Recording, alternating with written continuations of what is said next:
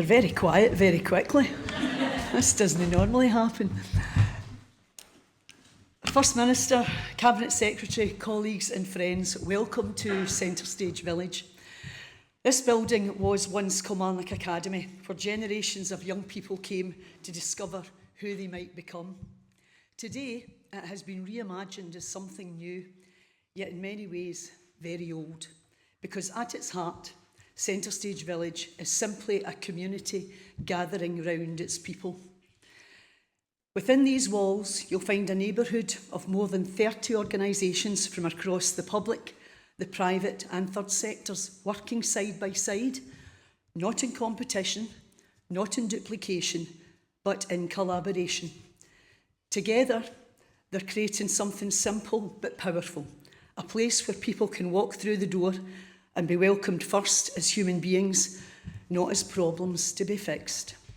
A place where community comes first and where people belong to a safe, creative and purposeful environment, where services come alongside when they're needed, but not from the very beginning. Much of the thinking behind this approach has echoed the vision set out in the Christie Commission. And we know that when communities are connected, empowered and provided opportunities, outcomes improve. This was recognised by Scottish Government, whose social innovation partnership and social justice team have supported Centre Stage since 2016, when East Ayrshire Council entrusted Centre Stage with the ownership of this wonderful place, both playing a vital part in the creation of this Centre Stage Village. What is here today is the result of that partnership, that vision and that trust. What you see here is not a project. It is a working example of preventative spend and early intervention in action. Because if we are serious about tackling child poverty, we must look not only at the services people need when things go wrong, but at the conditions that allow lives to go right. Places where children and young people discover their strengths, where families feel safe and where communities support one another, where pathways to skills, creativity, employment and purpose are visible and real. And perhaps the most exciting possibility of all is this. What if more of Scotland's schools could one day be reimagined like this, not only as places of education between 9 and 3, but as 7-day community anchors, where children and young people and families and communities could find what they need when they need it, right in the hearts of their villages and their towns. If we can create environments where young people are able to recognise their potential and pursue fulfilling, well-paid careers, then we address one of the most powerful long-term drivers of poverty. And that's why today matters.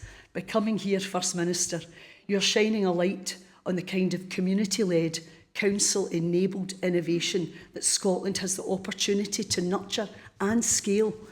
What is happening here in Kilmarnock is not happening because of Centre Stage.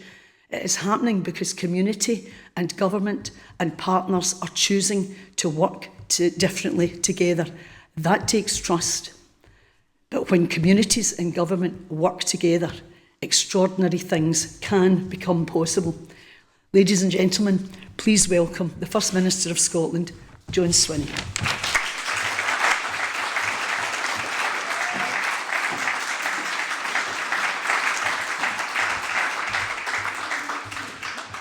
Thank you very much, Fiona, and good morning, ladies and gentlemen. It's a pleasure to be with you this morning. Thank you very much, Fiona, for the welcome to Centre Stage and for all that is achieved here in this wonderful venue.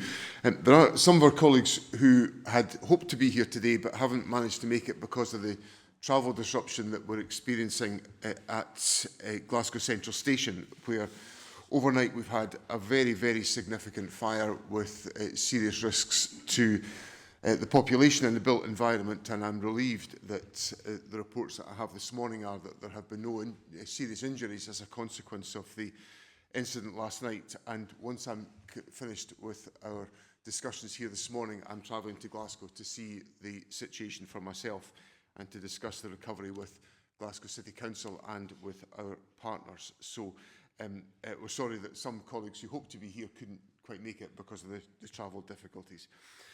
Fiona has welcomed us here to Centre Stage, which is a building that is so much more than a theatre. It is a place, as Fiona has set out, that brings the community together across private, public and third sector organisations to help people unlock their potential and get where they want to be in life. No matter your circumstances or your background, this place helps you to grow. It's that same belief that guides me and my government in our mission to eradicate child poverty. So I can think, frankly, of no better place to reflect on how far we have come in our journey to eradicate child poverty and to outline my vision of where we go from here, because we are at a point of unfinished business, but a point of significant progress. We have already made great progress towards ending child poverty in Scotland. Child poverty rates in Scotland are 9 percentage points lower than in the United Kingdom as a whole. In 2023-24, rates of relative child poverty here fell to the lowest level in almost a decade. That equates to roughly 90,000 fewer children living in poverty in Scotland. 90,000 children with better life chances because of the action that we have taken together. That is tremendous progress. But 90,000 is not the same as all. And our goal is all. Every single child. One child growing up in poverty is one child too many.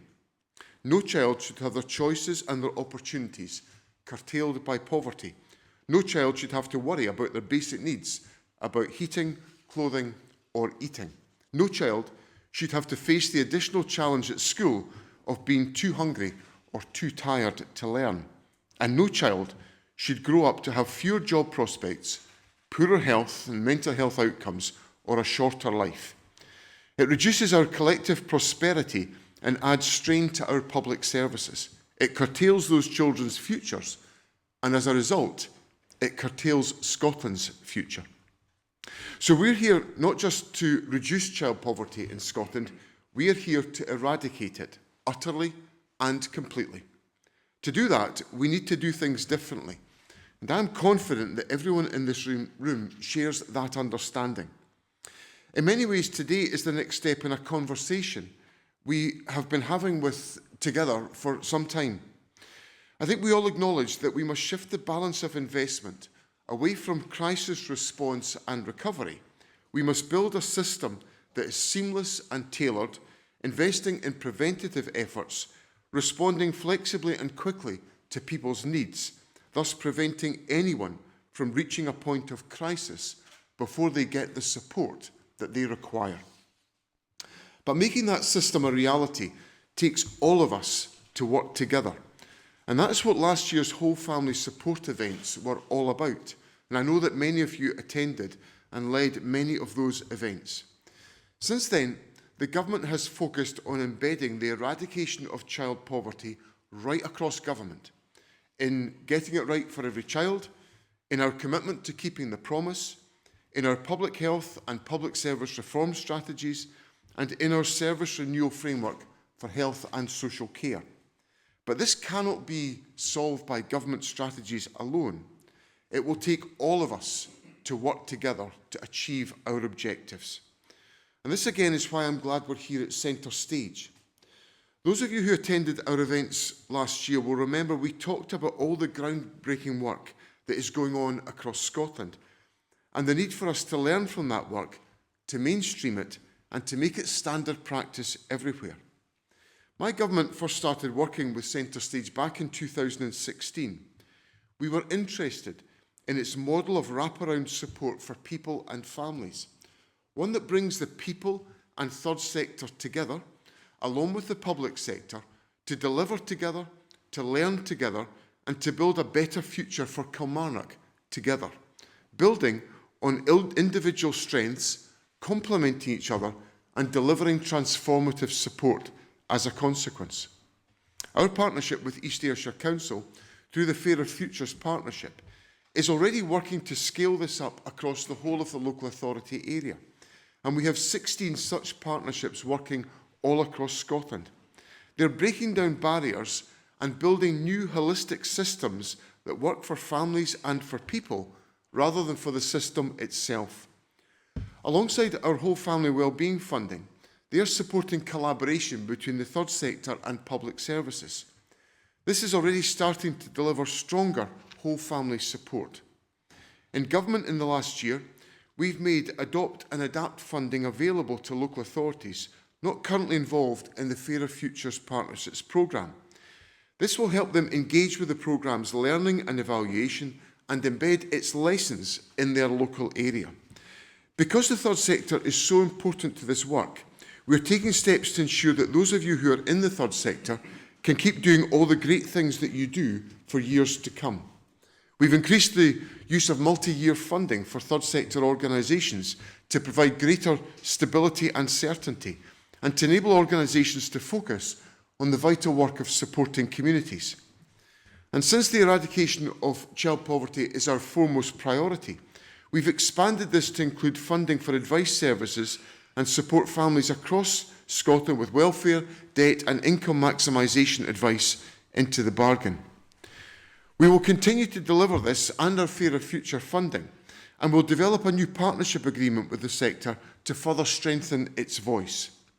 And today, I'm pleased to confirm that a total of £5.8 million of whole family wellbeing funding is being directed to 7 projects that are helping to transform how families all across Scotland are supported in 2026-27.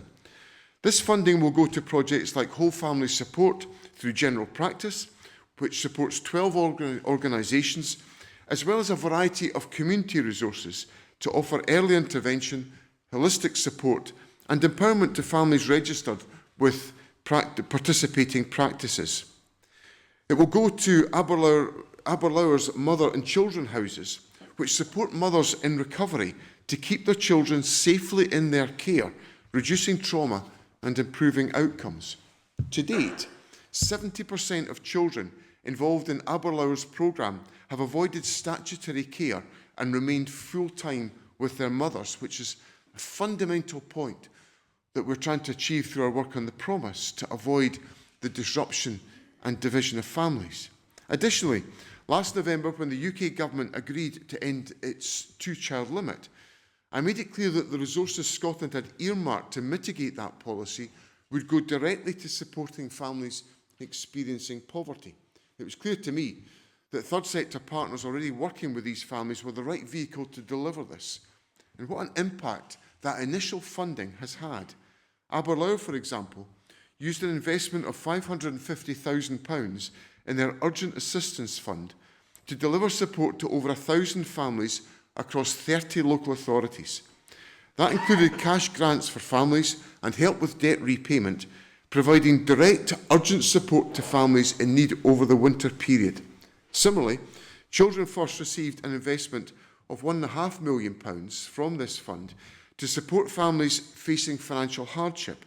To date, this has supported 1,200 families across Scotland and gives vital assistance to families to get to a stronger place. This is whole family support in practice. All of this is great progress, but we need to keep up that good work, and we will. On Thursday, the Cabinet Secretary for Social Justice, Shirley-Ann Somerville, will set out the next steps on how we will do this in a statement to Parliament when she launches our new Tackling Child Poverty delivery plan. The plan will set out a framework by which we will deliver the 2030 targets. It will continue to focus on the drivers of poverty, on the safety net of social security, on strengthening our employability and skills offer, on growing and expanding childcare, and on reducing household costs so that families are safe and secure. Many of you were instrumental in the creation of this plan. Once again, I want to thank you all for your contributions in that endeavour. Through your engagement with ministers and officials, and through helping us to hear directly from children, young people and parents who are experiencing poverty, your support, your challenge, your advocacy and your activism has shaped and improved our work. I hope on Thursday, when the announcements of all the details are set out to Parliament, you notice the difference that you have made. All of your key allies in delivering whole family support And this plan will set out how we move closer together to make it a reality across Scotland. Indeed, the plan's progress will be driven by partnership, by listening to, trusting and championing local government and the third sector, not as separate systems, but as different parts of the same whole, building that integrated, collaborative model that Centre Stage illustrates so beautifully for us today. And the Budget and Spending Review makes a down payment on the plan, committing £50 million for whole family support and increased investment in our Tackling Child Poverty Fund. So now that I've set all that out, I have an ask of you. You will remember at last year's events that I asked you to listen and to learn from each other, to make connections and to lead collaboratively. I continue to ask you to do that. But I also want you to increase our focus on partnership and continue to hunt down great ideas and groundbreaking work and championing that activity. Everyone here is a key part of our system, so we are all a key part of making it better. For those of you in the third sector, keep sharing your expertise and innovation and that knowledge you gain from working so closely with families. Keep working with us to spread advancements and build new solutions. If we are to make this system what it needs to be, we need you involved right from the outset. For public sector colleagues, keep thinking hard about how we reform planning, commissioning and budgeting processes so that we deliver more personalised support earlier and get the greatest value for every penny spent. Most of all, I ask everyone to keep working with my government to make whole family support a reality everywhere. We must make this the foundation of our efforts to eradicate child poverty here in Scotland, so that instead of being too tired and too hungry, our children can spend their days learning and playing and growing, so that instead of worrying about their parents or the bills, they can learn who they are and what they want to achieve in their lives. And so that instead of growing up too quickly, our children can spend their days quite simply being children. And in time, with our support, with our achievement of our mission of eradicating child poverty, we can help make sure that these children become the wonderful adults we know they have the potential to be. Thank you very much.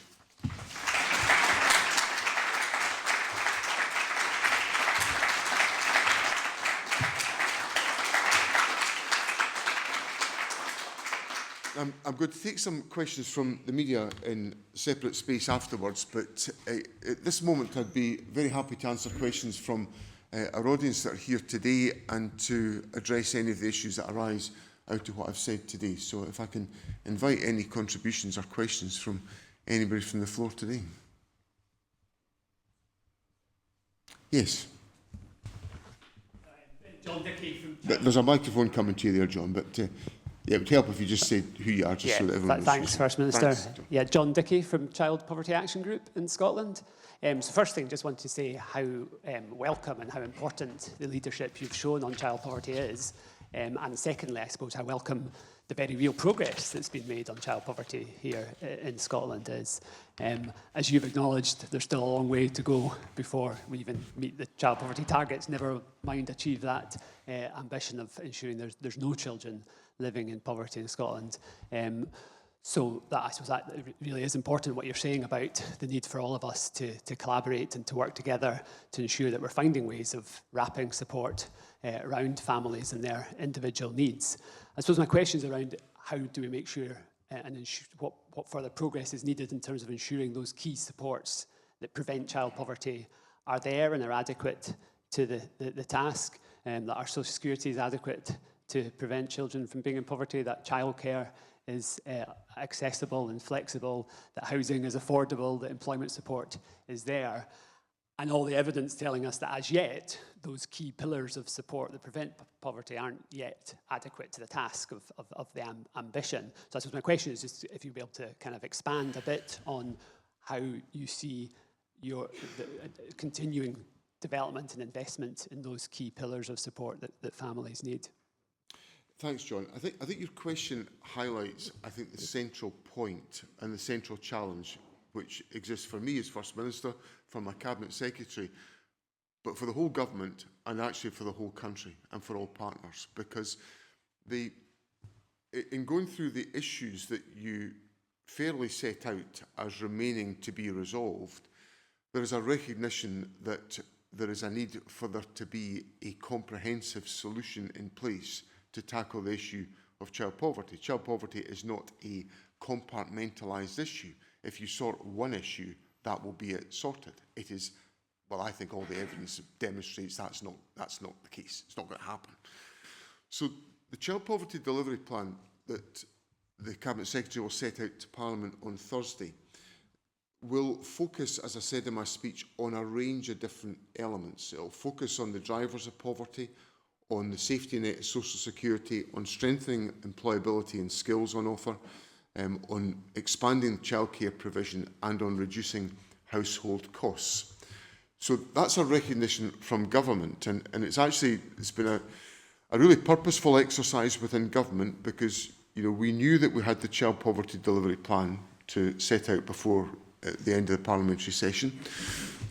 We knew, obviously, that's a central commitment of the government's priorities. We had a spending review and a budget in advance of that. So we have essentially been doing all of these processes across government to make sure what you hear on Thursday will be comprehensive in relation to the steps that we're taking.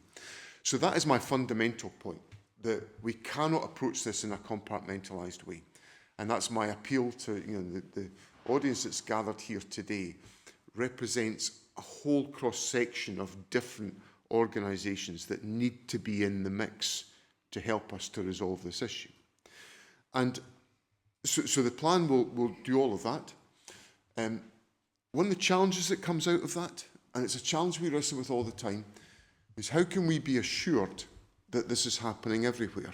And I suppose one of my big points of learning from the dialogue discussions that we had last year, and particularly from the large event that we had at the Scottish Exhibition Centre, I came away from that. I looked at a number of different projects that were going on around the country and different partnerships that were the approaches they were taking. And I came away from that concluding that it was probably unproductive for me to try to establish a standardised solution around the country. What I had to be assured about was that partnerships in every locality were focusing on the mission of eradicating child poverty, and they had the steps in place to make it happen. And I came away from that event much, much more confident that the whole of Scotland was engaged in this endeavour. But what flows from that is the need for that to be a reality, for all sorts of organisations to be working with our local authorities and community planning partnerships in every part of the country to make sure that's been turned into reality.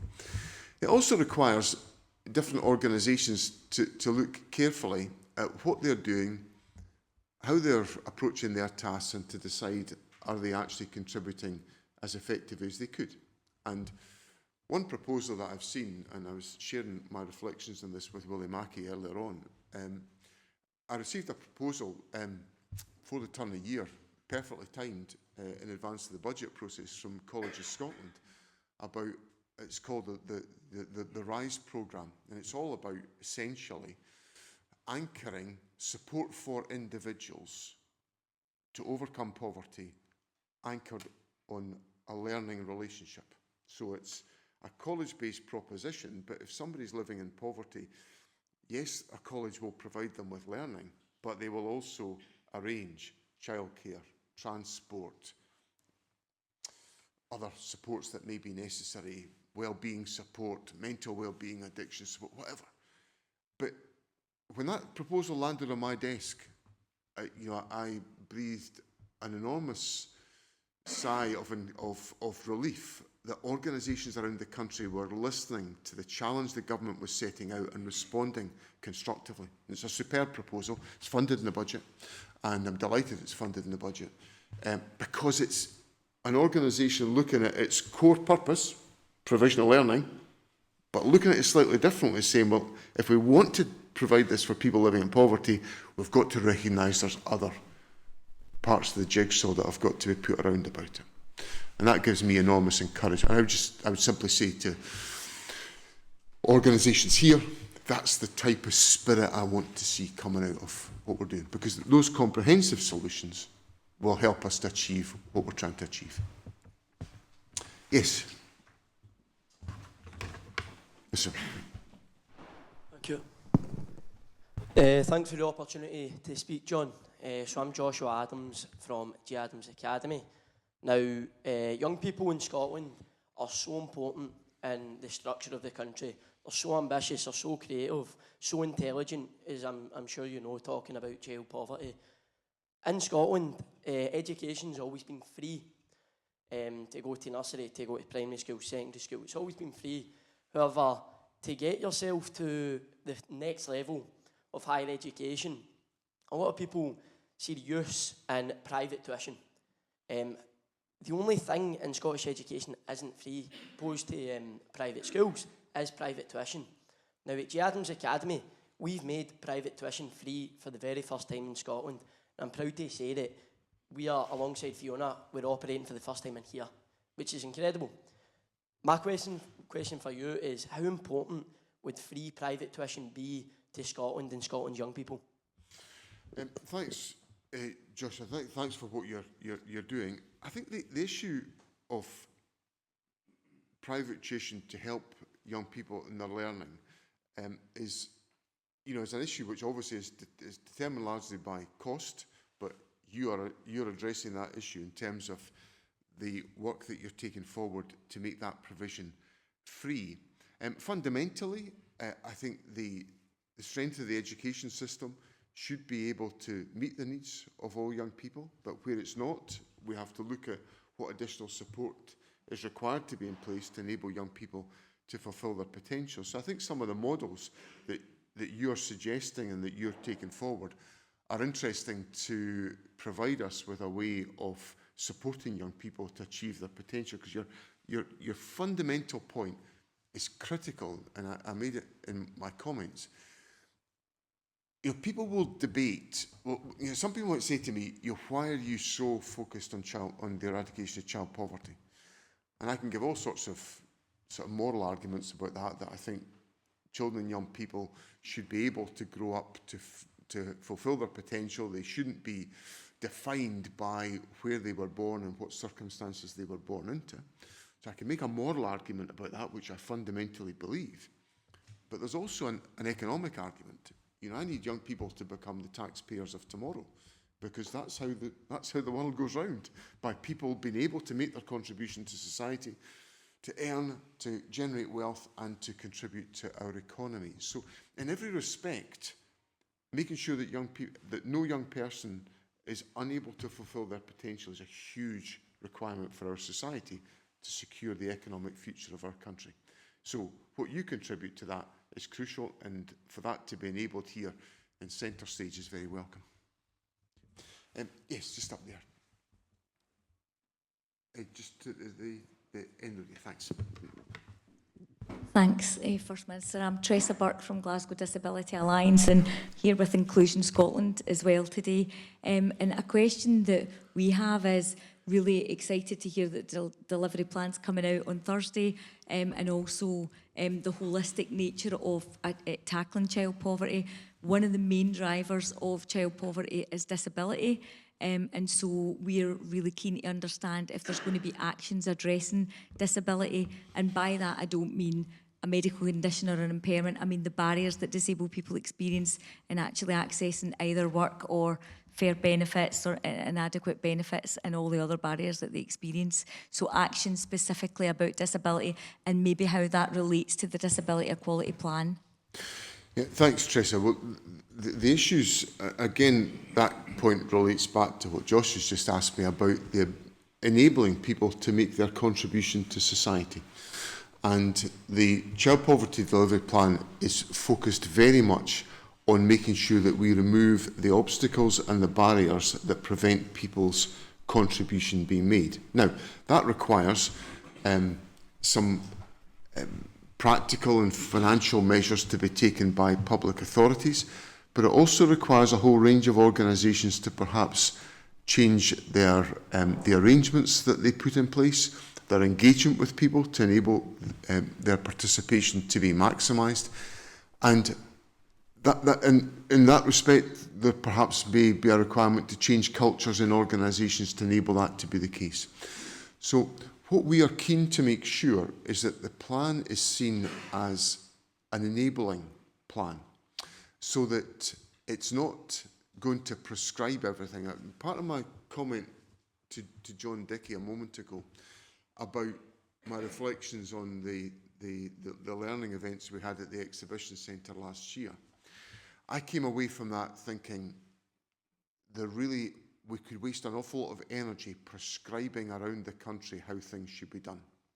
What we should do is invest our time and our energy in enabling and creating and encouraging a climate where all of us are thinking, and that's why I cited the College Scotland proposal. We all think, well, here's the challenge. What can we contribute to that in a way that helps to achieve these objectives? And that requires multiple organisations to reflect on how they're operating, how they're accommodating people who are disabled, accommodating how they can change practices and opportunities. And I think that's the exciting possibility that comes out of the discussions that we can take forward. Yes. Someone over here. Rami Okasha from Children's Hospices across Scotland. First Minister, I was really interested in what you said around breaking down barriers, and one of the successes around whole family support that we've carried out for quite a small population of very vulnerable children is to completely integrate money advice services into nursing and medical services, so things that wouldn't normally sit together, allowing more people to access them. What more can you do from Scottish Government to make sure that public authorities and local authorities are doing that kind of creative thinking of bringing together services that wouldn't normally work together in order to try and address child poverty and integrate things together more effectively? Thanks, Rami. I think the good thing about where we are is that people can see the benefits of the type of approach you've just talked about. So people can see that advantage. So what I've got to make sure is that when we are allocating funding resources and funding streams, that we're not putting on conditions and provisions that make it difficult for people to adapt to that way of working. And now that can be a challenge because government will always be under pressure to demonstrate the performance of individual funding streams, and there'll be scrutiny around about these questions.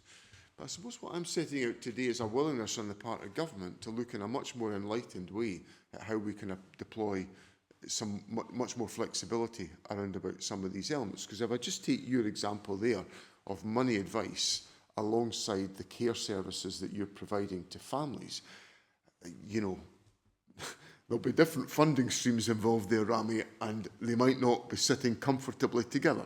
So we need to rationalise some of those barriers. Now, one of the good things that's happened in government, I've been very pleased about how the child poverty delivery plan has been formulated within government. It has not been formulated by a sort of compartmentalised offering by each individual portfolios.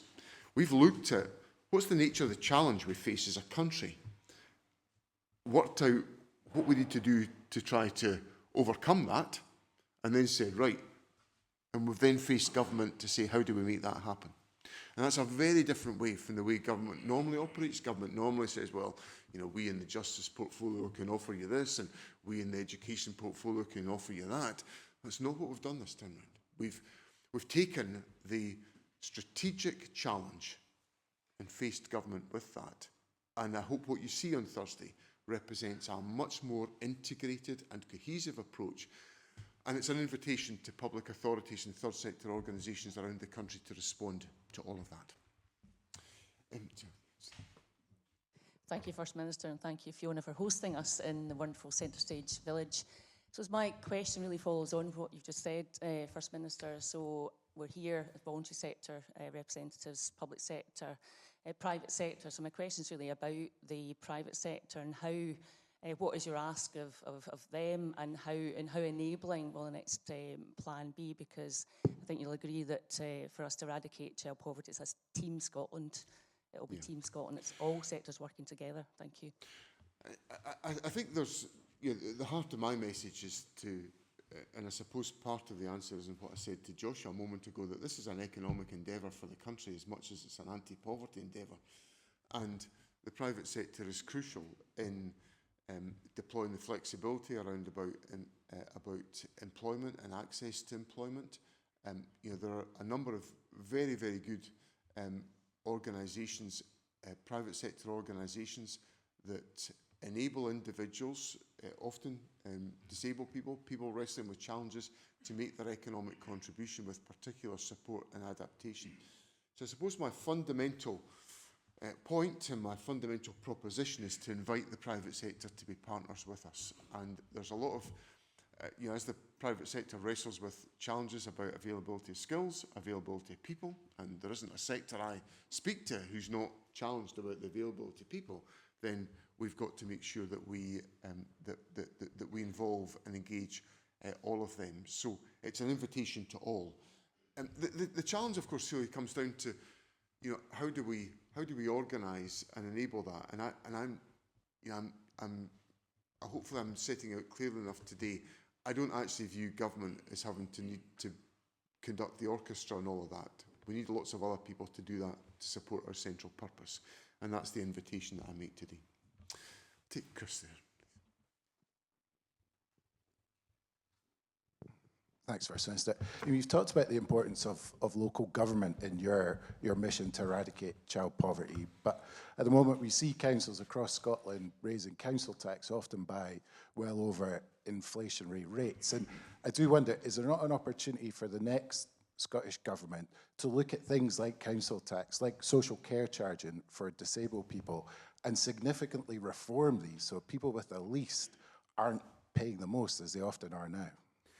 Yeah, I think there is that opportunity and that necessity to do that. And obviously, I'll say more about election priorities in the proper space about my own contribution to that debate. But if you look back to the different elements of policy direction that we've put in place around public service reform, around the population health framework, and around the service renewal framework, all of those are underpinned by the need for us to reform the way in which we act and how we deliver these services and these propositions. So I'm keen to foster a discussion which is much more about how we embrace reform, how we reform the way in which we deliver services, than I am about reducing the offering that is available to the public. And that means organisations have to act differently. Local authorities and third sector organisations need to be operating in a much more collaborative space than they perhaps have been in the past. There are many good examples of that today. Indeed, this local authority in East Ayrshire has a formidable track record on integration of health and social care, which delivers leading performance within the country as a consequence of the model of operation here. But the model of operation here is not rivalled by other parts of the country. So there's a lot of learning to be undertaken to make sure that we reform services to deliver on people's needs, but in a way that is financially sustainable, and that obviously relates to levels of council tax and other questions. Yes,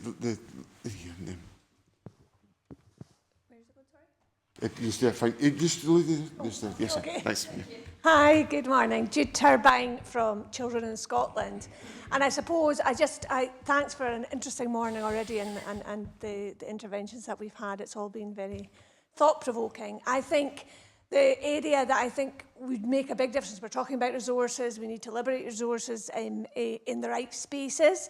And you'll not be surprised that I would bring up how do we get to a funding landscape that is better. You talked about multi-year funding.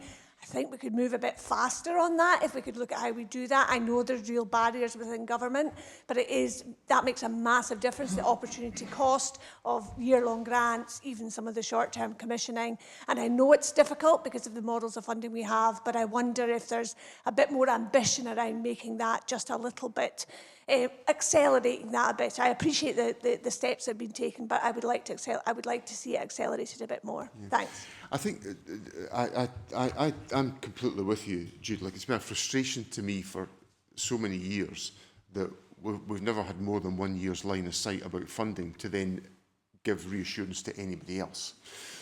We're in a different position now. We've got 3-year line of sight. The spending review set out. It's given us a bit of a trajectory of what lies ahead. So there's really no reason why we can't give that more funding certainty and we can't seize that opportunity. So we've made quite a number of commitments on multi-year funding. So be assured that that's my commitment to try to give as much certainty as we possibly can do. I was struck in a local discussion I had in Perth and Kinross, which I was privileged to represent, about a commitment that was given for a 5-year youth work programme between Perth and Kinross Council and various charitable trusts that are supporting numerous youth partnerships in my constituency. Now, it's not the biggest sum of money in the world, but it's 5 years certainty.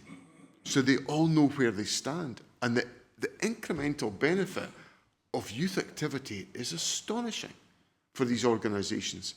And that was a choice. So nobody said you've got to do this. That was a voluntary choice of the local authority with a number of funding organisations to make that happen. But it's made a huge difference in the circumstances of organisations locally and on the impact of youth work on behalf of young people in Scotland. So I think there's a lot more we could, and I hear what you're saying about pace. So we can try and do what we can there. Right, I think I'm going to have to bring things to a close because I'll take Lily here and then we'll take those last 3 questions and then I'll try to be brief. Yes, on you go. Thanks, First Minister. Rachel McAdams, the Fairer, Healthier Economies Service Manager at Public Health Scotland. I wanted to circle back to your point about child poverty being an economic challenge and really get some of your views on, well, how do we get an economic solution to it? So I think one of the gaps that I've seen in the last 2 national delivery plans was that focus on how do we use our economic levers to create more work that is accessible and fair and flexible for parents, so that sustainable solution to tackling child poverty. So what we still see at the minute, despite progress, is that our economy in Scotland and the UK isn't good for people's health and well-being, and so the child poverty rates and population health indicators are all kind of pointing us towards that conclusion. Really supportive of the continued focus on the enablers of supporting people into work and retaining them in work that we're hearing for the next delivery plan and the last 2 delivery plans. But interested in, how do we make more of our economic levers in Scotland? So the Ayrshire Growth Deal had a real focus on community wealth building, and we've obviously now got that world-leading legislation. So interested in how we make sure that that is delivering more fair, accessible, flexible work for parents in Scotland. How do we align more of our wider economic policy and investment in Scotland? And then thirdly, how do we work more collaboratively or influentially with the UK government to hold some of the big levers like employment legislation to get them aligned behind our focus in Scotland? Okay, thank you. I'll go there and then lastly to Peter. Thank you very much, First Minister. John Loughton from Young Scot. Really encouraged by what you were just talking about there with Judith and others, particularly around the multi-year funding and infrastructure for the voluntary sector.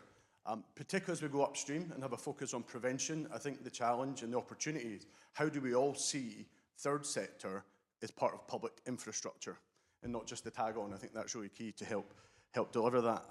My question comes from that stuff you were just saying there around youth work, CLD, that bit around children's voice integration and children's rights.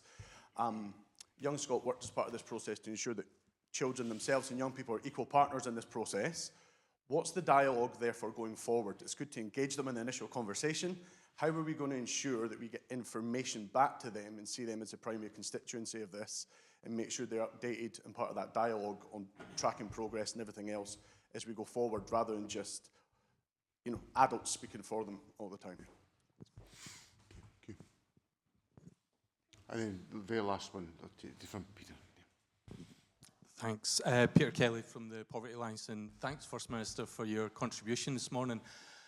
You rightly highlighted the progress that we've made in Scotland in reducing child poverty, but if we were to go outside this room and to go around communities across Scotland, they don't feel that sense of progress.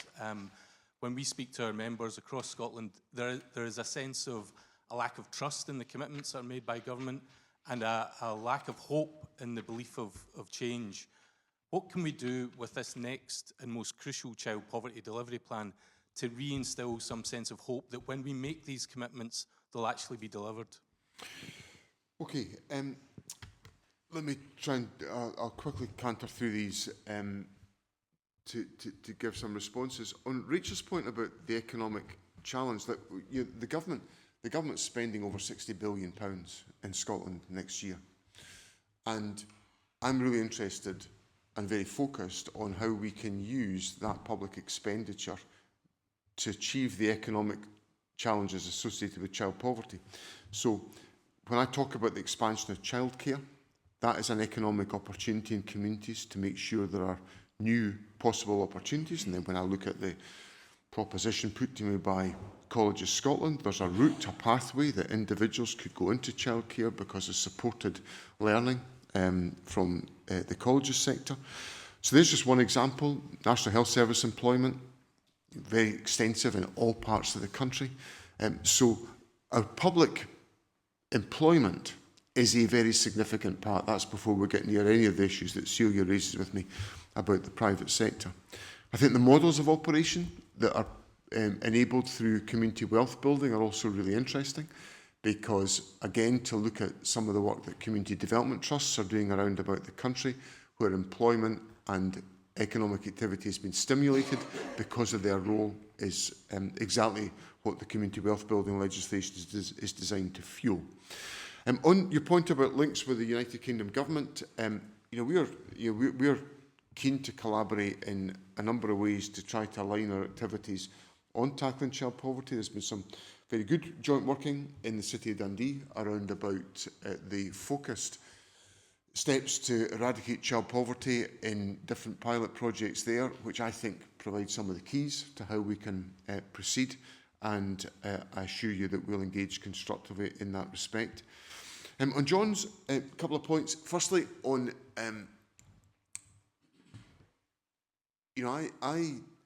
I think the solution to many of the challenges we face here is for the third sector to be really immersed in delivering the solutions. But that needs the public sector to be willing to enable that.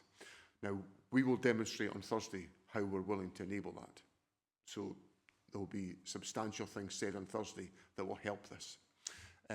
But again, it needs all public authorities to be operating in that fashion to enable that to be possible. Your point about the voice of young people is really important. Young Scot help us enormously with the views of young people and how those are shared, and we need to listen to those, we need to capture them, we need to make sure they're responded to, we need to make sure that the voice of young people are right at the heart of what we are trying to do. And I'm certainly keen to make sure that we create that dialogue loop to ensure that young people's aspirations have been addressed. Then lastly, Peter, I suppose it's the $64 million question, the delivery by government. And that's been my big priority since I became First Minister, is to actually deliver what it says on the tin. So when I say to people I'm going to do certain things, I then do them. So when I said to people I'd reduce long waits in the health service, I'm reducing long waits in the health service. When I said to people I'll get rid of peak rail fares to reduce cost of living pressures, I get rid of peak rail fares. When I say to people I'm going to eradicate child poverty, I'm going to get on with eradicating child poverty. And good progress has been made in that respect. I don't for a moment discount the fact that people find it really tough just now, because they do. It's crystal clear to me that, just on every front, and everyone is finding it financially very challenging at this particular moment. And what we've got to try to do is to, on all fronts, stimulate economic activity and stimulate the growth in wealth and earnings for people to help them to overcome the challenges that we currently face as a society. And that's right at the heart of the government's agenda. Then on the question of hope, without going down my, I won't give you my political thoughts from this podium today. You'll be fed up with them by the time you get to the 7th of May.